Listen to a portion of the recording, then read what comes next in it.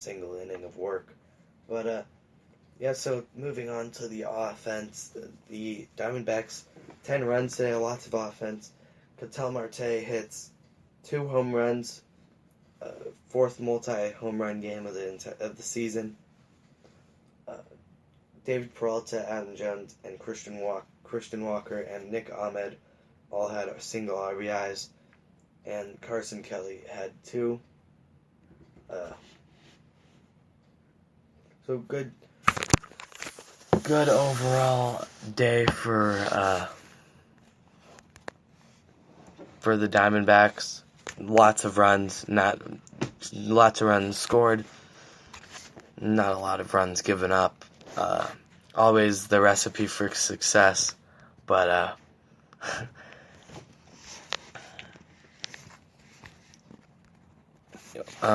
yeah, after this game, it was guaranteed that they couldn't lose a series on this road trip. They would either tie it or win them all.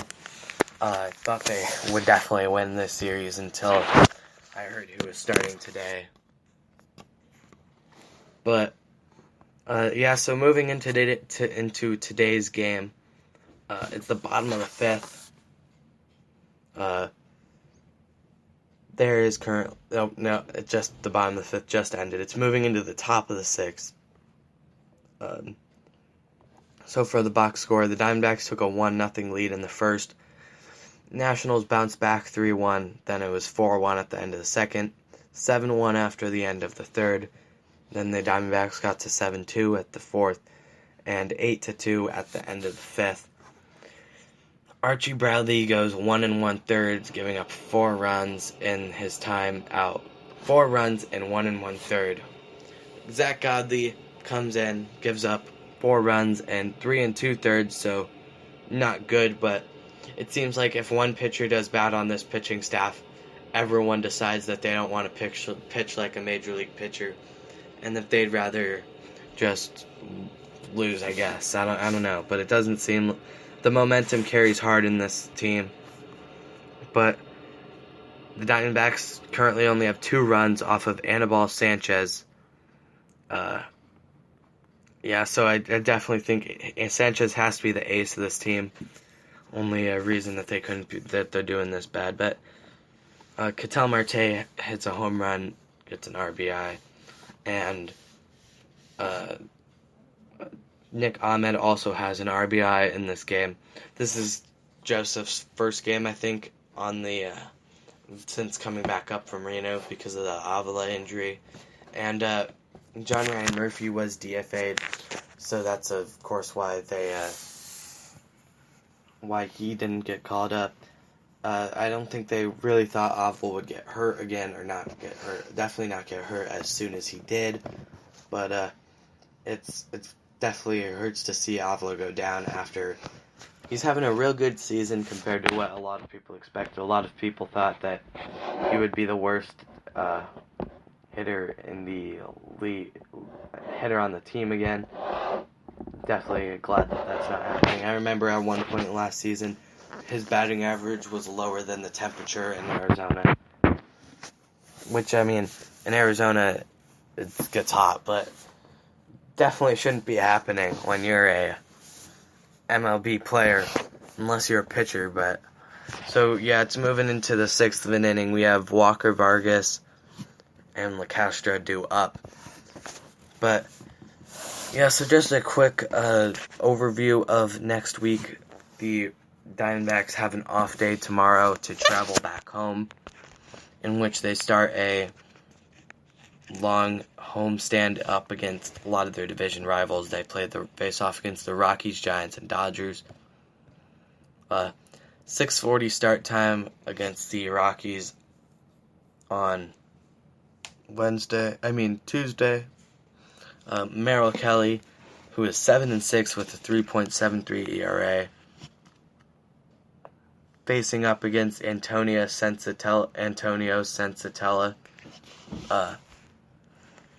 Good matchup for the Diamondbacks if Merrill Kelly can pitch like he did in his last start. I don't think the lineup has been released yet. A little early, but Then up against the Rockies on the second game of the series, 6:40 start time again. Zach Greinke up against John Gray. Greinke's 8-2. Hopefully he can get that to 9-2 and get to 10 wins soon. Of course, wins don't really matter that much, but of course you want to see them winning.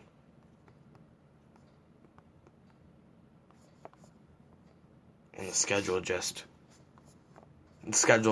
set to next year that I'm looking at. I mean last year. But yeah, so then moving into Thursday, it's a 12:40 start time, early game.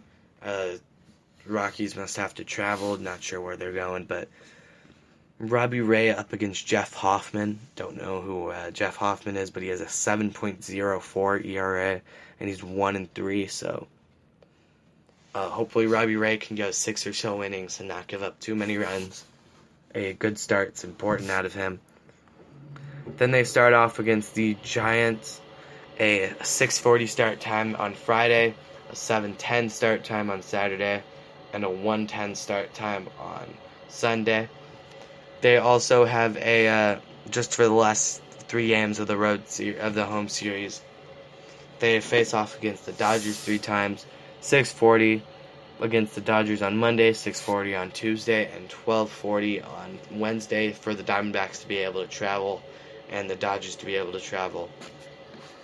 But just going to take a quick look at the standings real quick.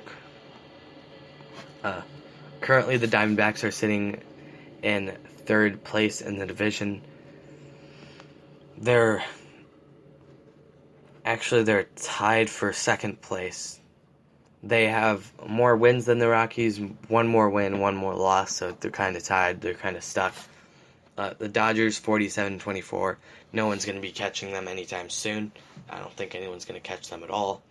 But, so currently the Dodgers 47-24, Rockies 37-33, Diamondbacks 38-34. The Padres are sitting at 34-37, and the Giants are sitting at 30-38.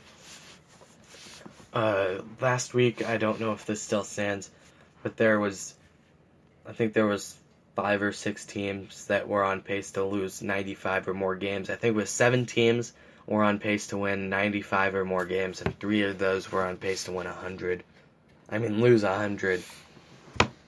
So, yeah, just a quick look at the playoff picture, and just to mention off the run differential, the Diamondbacks have one of the highest run differentials in the league.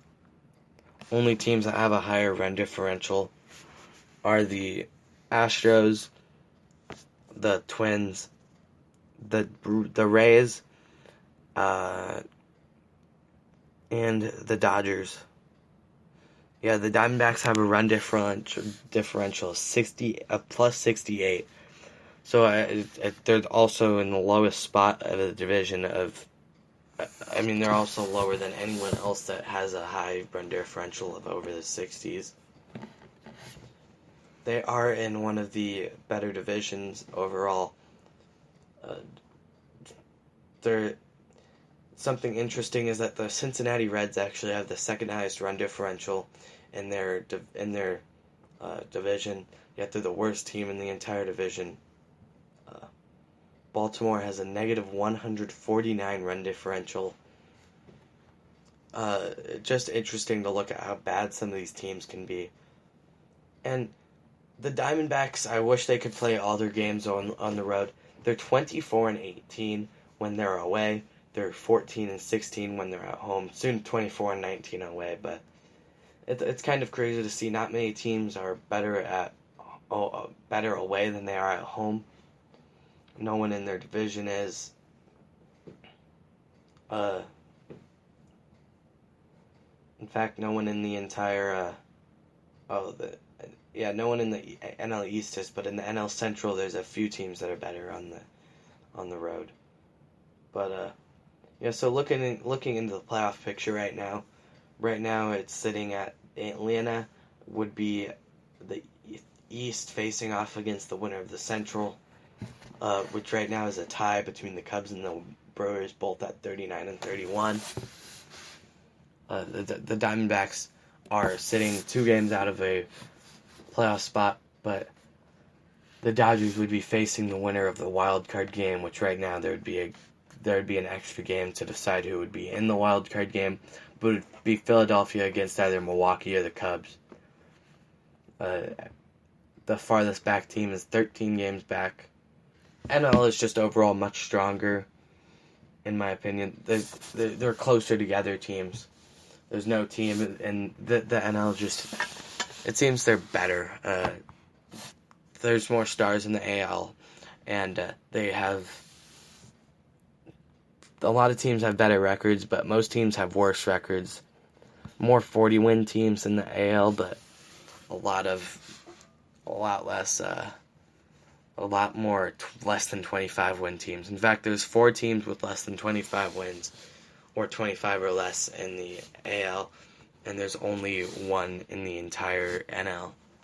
But, so yeah, just going to move on to a quick overview of the rotation. So, the Diamondbacks, dating back, let's look 5 games back.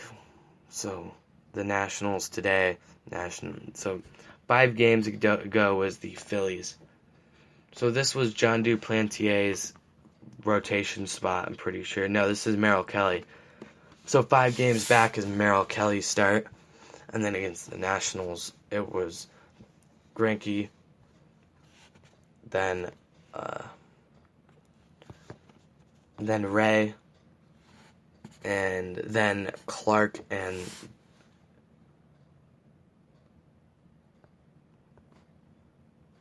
yeah, so the rotation right now is sitting at,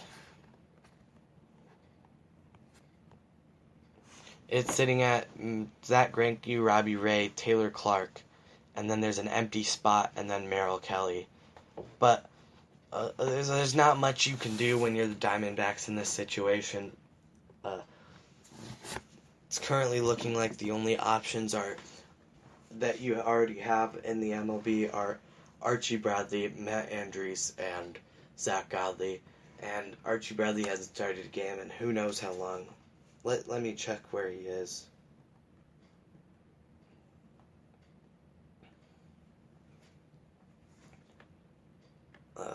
Let me just check when his last game started was. This is his first game he started since 2016. He's definitely not a starting pitcher, as you can see, and he can barely throw 1 good inning in relief in most of his appearances. Don't quite know what Lovella was thinking having him as a starter for today's game. Would have much rather seen Andriese or Godley, who've actually been doing pretty good recently, much to my surprise. But I found an article on MLB about who are the best replacements for Duplantier, and that article said that they think the front runners are Andriese and Zach Godley. It also mentioned minor leaguers Matt Cook, Taylor Widener, Ricky Nolasco, and Alex Young. I'm fairly certain all of them would have to be added to the 40-man before they could do that. And I don't think I could see them adding anyone else. Matt Cook is actually a good starter, in my opinion, last season. He defeated a lot of good aces his first few starts. Taylor Widener is one of the top 100 prospects in the MLB. Ricky Nolasco is a more veteran pitcher, and Alex Young, I've honestly never heard of him before. Let me look him up real quick. But